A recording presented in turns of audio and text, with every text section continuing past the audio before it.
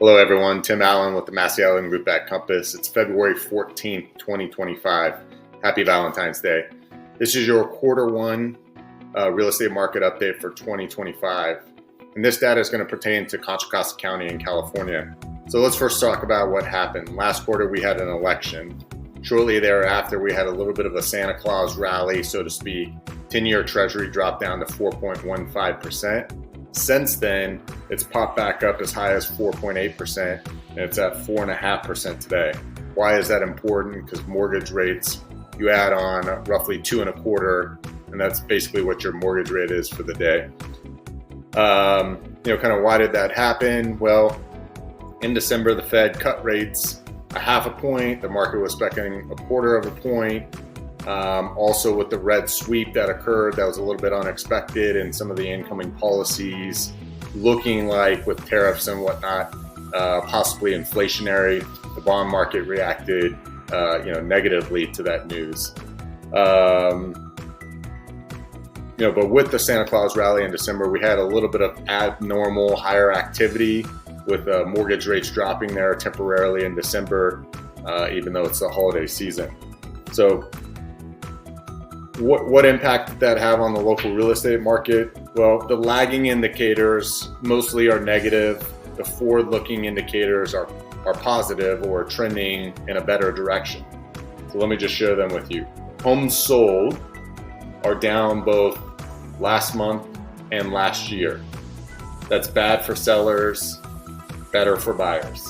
Okay. Homes for sale are up both compared to last year and from last month. Again, that's bad for sellers, better for buyers.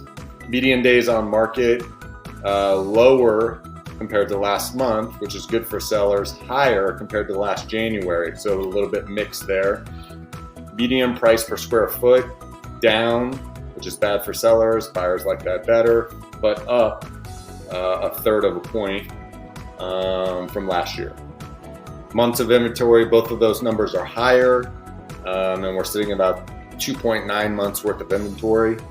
That is not good for sellers, it's better for buyers. But then when we look at the median sold price, that's down compared to last month, but up compared to last January. Homes under contract, and this is probably the biggest leading indicator of which way the directions are going. Properties in contract are both higher compared to last month and then higher compared to January of last year. What does this all mean? If you're a seller and you have an A+ property in an A+ market with an A+ price, you're more than likely still going to get multiple offers. There's going to be a ton of demand for that. Everything else kind of requires patience and an eye on the market.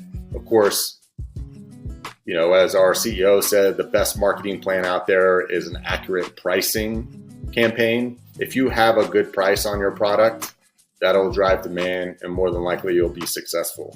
But the key indicator there is we're at 2.9 months worth of inventory in the market. So if you're a seller in today's market, you really want your property looking the best. If you already have a great location, that's great. But the other variable you control is the price, if it's an A+ price. If you're a buyer, again, kind of the flip side of that, if you're attracted to A+ properties and A+ markets that have a good price with them, expect it to be in a competitive situation. Everything else has an opportunity to be a better deal. And if we're looking at the numbers, sales are down, but homes for sale are up. Inventory's higher. We're at about 3 months. The textbook definition is we're at a balanced market now. Some call it a neutral market where there's equal buyers and sellers on each side of the fence. But, kind of the leading indicators show, and really the homes going into contract, that we might start chipping away at that current inventory. It's just a function of, are there enough buyers out there for all the inventory that's on the market right now? Let's see, what else? What other notes do I have? So, where do we go from here? Well, we got a new administration. We're in the heart of the first 100 days. So everybody's kind of waiting to see, how are the tariffs going to affect everything? How's the new Department of Government Efficiency going to affect everything? Are we in a trade war, or are these all just bargaining chips and it's going to be more short term, or is it in fact going to be a longer term thing? And then the Federal Reserve has paused. They signaled late last year that they were going to pause. That was kind of negative news, or not expected by the market.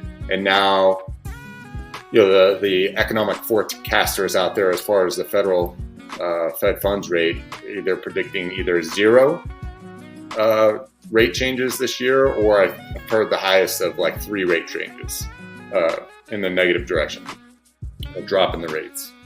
And like I said, last update, the financial markets are doing well. So we're kind of in this tightrope scenario, or navigating a narrow road where inflation's on one side of the coin and economic growth's on the other side of the coin, and we got to manage that very, very closely.